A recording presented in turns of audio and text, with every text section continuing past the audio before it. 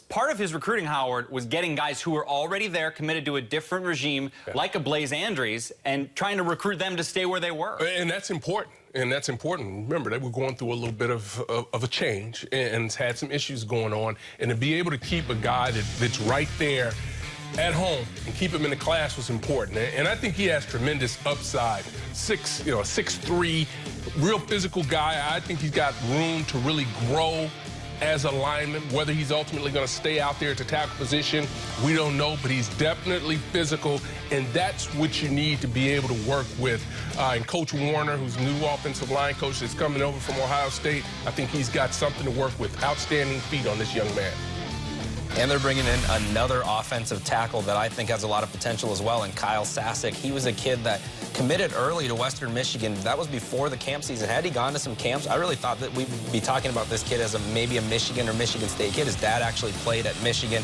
Big-time frame, but also has the athleticism to go along with that frame. I think him and Andries are going to make for a heck of a 1-2 combination as the bookends in Minnesota. Tanner Morgan, quarterback, who's already on campus, which is important for everybody, but certainly especially quarterbacks, especially in the new system. You can see he can move, he can escape. He's not a dual threat guy, but he's a guy who can move his feet, he can run, he can throw the ball on the run, he can escape trouble.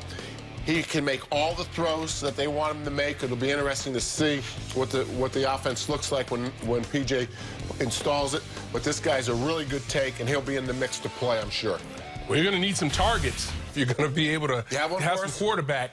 And this guy, Chris Bell, I absolutely love him. You know, didn't get a chance to play a lot in his senior year because he was injured. And I think it's a guy that was probably really under-recruited, but runs great routes. Physically, he's ready to play right now. And I think it's going to be a real surprise of this Minnesota class. He's going to contribute and contribute early. Can run all the routes, soft hands, not afraid to go across the middle, as you see, and then to run after the catch is what you need to be able to make big plays.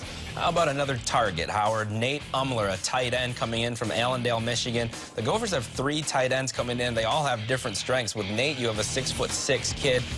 Was looked at by some schools maybe even as an offensive tackle or a defensive end, but you look at the way he can run routes and catch the football, especially up high and away from his body. I think he's going to be more of the field-stretching guy in this class. You have Jacob Paulson coming in, who I think is going to be an H-back. Nathan Bursch, who's going to be more of your blocking-type tight end. And Nate's going to be a guy you can flex around, maybe put in the slot a little bit and create some matchup issues.